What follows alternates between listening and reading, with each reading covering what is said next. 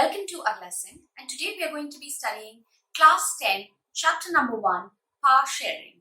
So obviously, as the name suggests, this chapter talks about how power is shared in a democracy. So if there are different groups of people, maybe that is linguistically, so they speak different languages, maybe they are following different religions like the ones we have in India. So how do these different kinds of groups stay together? How do they share powers? And we're going to be discussing two examples, one of Belgium and one of Sri Lanka, and see how this can be managed efficiently. This can be managed without having to go through a civil war. So let's start with the chapter Power Sharing, and the first heading, Belgium and Sri Lanka. So इसमें basically हम थोड़ा सा background देते हैं about the information we're going to study about Belgium and Sri Lanka. So let's start with Belgium.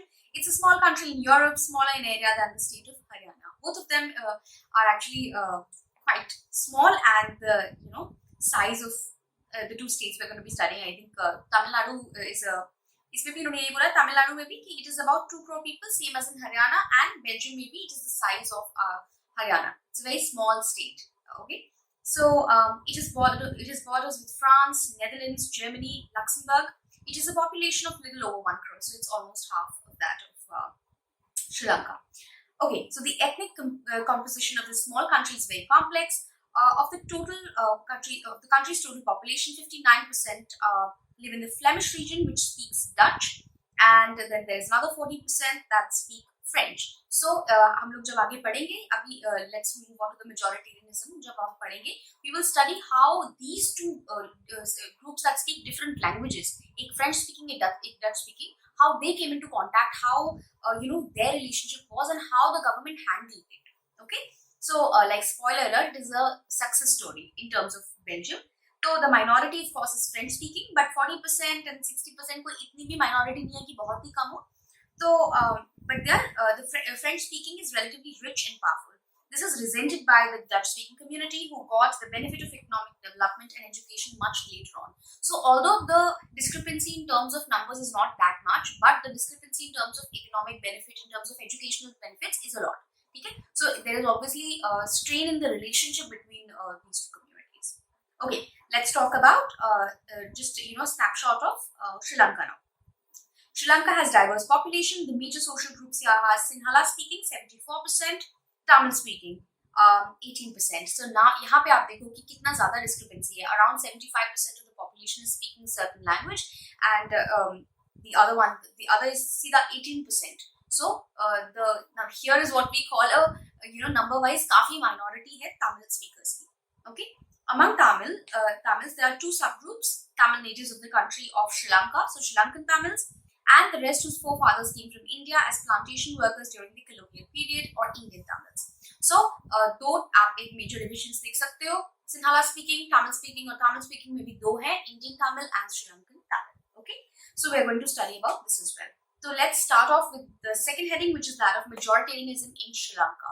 So as I told you before, also spoiler alert, Sri Lanka is not initially इतना success story नहीं है उनका in managing sharing power. लेकिन Belgium का काफी अच्छा success story है. So let's first study about Sri Lanka and see what kind of problems can arise if harmony is not restored between two communities. Okay, so the leaders of the Sinhala community sought to secure dominance over the government by the virtue of their majority. As you know, 75% उस time वहाँ पर उनकी majority थी, which is quite high. So they started basically systematically passing laws and certain jurisdictions which will benefit them and exclude the Tamil community. तो यहाँ पे देखिए, first Sinhala is the official language. They recognize it as that, disregarding Tamil. The governments followed preferential policies that thus favored Sinhala applicants for university positions and government jobs. A new constitution stipulated that the state shall protect and foster Buddhism. So all these government measures coming one after another gradually increased the feeling of alienation among Sri Lankan Tamils. So अगर हम इसको Indian context में देखें, आप ऐसा सोचो कि अगर सारे के सारे लॉज हमारी मेजॉरिटी हिंदू कम्युनिटी के फेवर में पास हो जाए और उनको जॉब्स में रिजर्वेशन मिल जाए और हर जगह पे they are given preferential treatment because they belong to a certain religious group. This is how this is what was happening. This is how the structure was actually getting implemented in Sri Lanka. So obviously the minority communities, जो वहाँ की Tamil community है, that would feel very alienated and discriminated against because this is clear cut discrimination, है ना? So as the relation between the communities strained over time, civil war हो गया. Civil war क्या होता है? जब एक कंट्री में विद इन वन कंट्री दो ग्रुप्स ऑफ पीपल के बीच में वॉर हो जाता है. ठीक है, जैसे कि हम एक इंटरनेशनल वॉर की बात करते हैं तो India and Pakistan for instance, God forbid कभी ऐसा हो, बट इंडिया एंड पाकिस्तान के बीच में अगर वॉर हो रहा है, then that is an example of an international war. But अगर इंडिया के अंदर अंदर ही दो कम्युनिटीज, दो सेक्ट्स, दो language speaking groups are fighting with each other, then it is known as a civil war. Okay, so obviously this whole thing was politicized, and Tamil Ilam, that is the state in northern eastern parts of Sri Lanka, uski inhone call karni shuru kari. There were groups that were formed. The distrust between the two communities turned into a widespread conflict and soon into a civil war. Okay, so isme likha hai that earlier the education, the health, the development sector of Sri Lanka was pretty good, but after the civil war the economy was like really set back. तो इसीलिए हम लोग कहते हैं ना कि India में भी हार्मनी क्रिएट करके रखो. एक दूसरे, अगर हम एक दूसरे से लड़ेंगे, we will fight with one another, then it is only going to pull us back. You know, it is going to pull our development back. It is going to pull our health sector, education sector back. So there is no point of fighting on the basis of religion or any such thing. Okay, this is what we can learn from the Sri Lankan example. Now you might be thinking कि अच्छा चलो हो गया इनका तो खैर एक झगड़ा हो गया, but what could have the government in retrospect done to prevent all this from happening? Exactly this question will be answered in this next heading, the third heading, which is accommodation in Belgium. Okay, so what they did in Belgium was, number one, Constitution prescribed the number of Dutch and French speaking ministers shall be equal in central government. Because मैंने आपको बताया वहाँ पे majority इतनी ज़्यादा, इतना मतलब gap नहीं था, 60-40 ही majority थी. So they thought कि चलो सबसे पहले central government में equal representation होगा, which is a very democratic thing to hope for. So some special laws require the support of majority members from each linguistic group. So ऐसा नहीं है कि एक ही अगर linguistic group में majority आ गई है तो कोई भी law pass हो जाएगा. Some of the laws required, from both the linguistic groups. Many powers of the central government have been given to the state governments of the two regions of the country. The state governments are not subordinate to the central government. So it is not really a federal system like we have in India. It's not federalism. It is more horizontal. So state governments work along with central governments, not under central governments. Okay, so that's the system there. And Brussels, which is the capital there, I suppose, yeah. Brussels has a separate government in which both communities have equal representation. The French-speaking people accepted equal representation in Brussels because the Dutch-speaking community has accepted equal representation in the central government. So this is a very, this really follows the ethos of a democracy because both the groups are getting equal rights, okay, and equal representation. Finally, apart from the central and state government, there is a third kind of government called community government. Okay, so language को लेके जो issues होते हैं, no matter where they live, whether they are Dutch, French or German speaking, this government has the power to make decisions regarding cultural, educational and language related issues, because language is actually very essential ना. अगर हमको कोई बोल देगा कि please don't talk in Hindi or please don't speak in English, please don't speak in Tamil, Telugu, whatever our mother tongue is, then we'll feel really bad.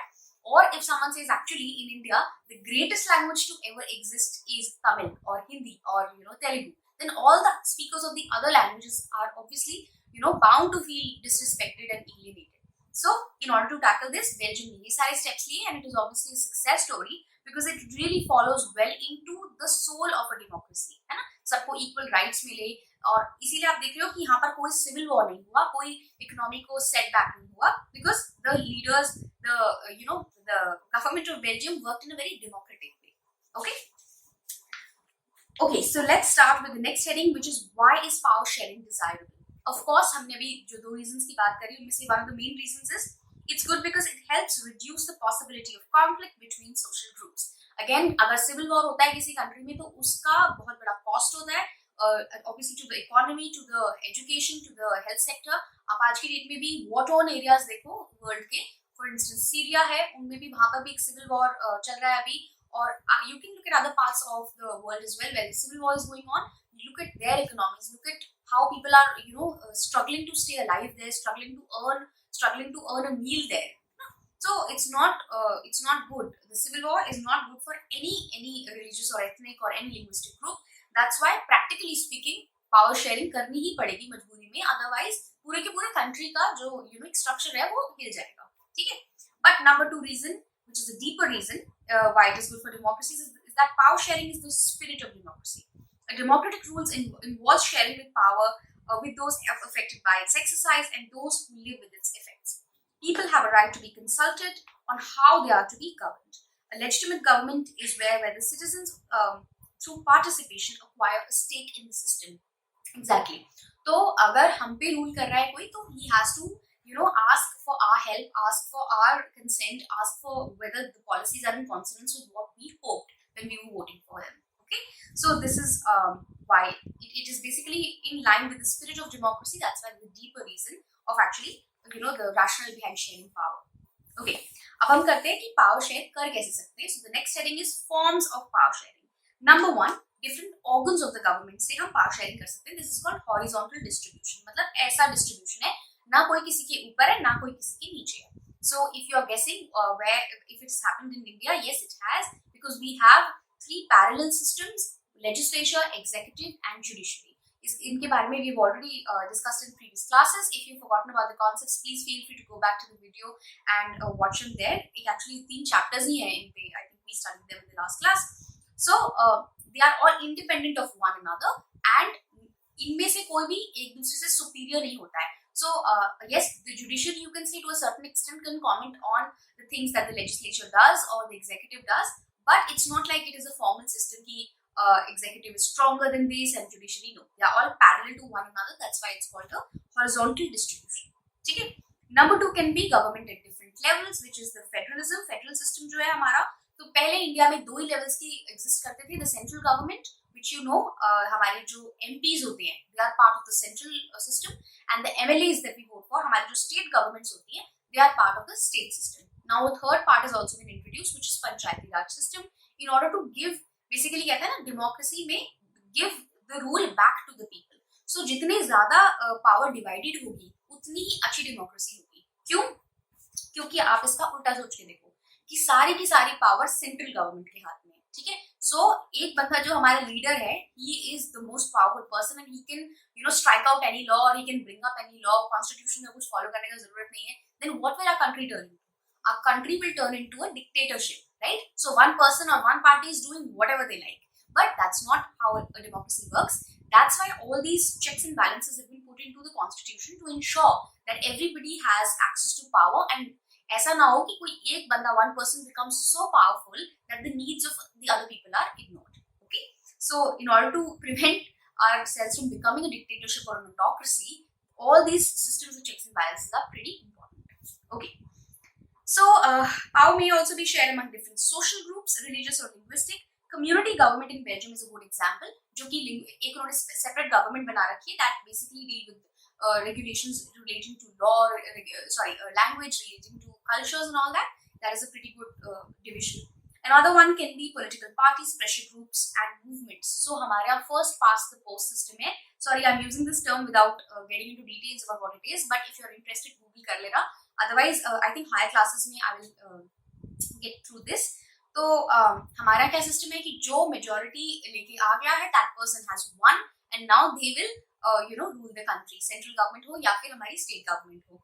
लेकिन क्या होता है कि अगर हमारी स्ट्रॉन्ग ऑपोजिशन होती है, सो फॉर इंस्टेंस दिल्ली में, I think I stay in Delhi, so इस टाइम दिल्ली में 62 or 63 seats belong to the Aam Aadmi party and 7 seats belong to other parties. I think इनमें से 6 बीजेपी की है और समथिंग लाइक दैट. तो इसमें क्या है, अब आपको दिख रहा है over 90% of the seats belong to one party. So what does that mean? That there is not a strong opposition. एक strong opposition तब होता जब दिल्ली में around 55 seats और 50 seats आते आम आदमी पार्टी के और बाकी के seats बाकी के पार्टीज के आते. तो क्या होता कि it is better to have a strong, even हमारे central government में भी यही है कि बहुत ही एक absolute landslide majority है to the BJP government, NDA alliance, और opposition का रोल इतना कम है that it is not good for the strength of our democracy. We need an opposition to share power with. Otherwise सारी power जो है वो एक ही पार्टी के पास चली जाएगी. So unfortunately in the system that we are, it is good that we have decided on कि हमें यही पीएम चाहिए और यही सीएम चाहिए, but the role of opposition can not be deleted, है ना, वो एक रोल होना चाहिए. Okay, so I hope that this chapter was clear to you और आपको समझ में आया about power sharing, about federalism, about different types and ways through which we can share power, the 2 examples of Belgium and Sri Lanka. If you have any questions, feel free to drop them in the comment section and do subscribe to the channel. Thank you for listening.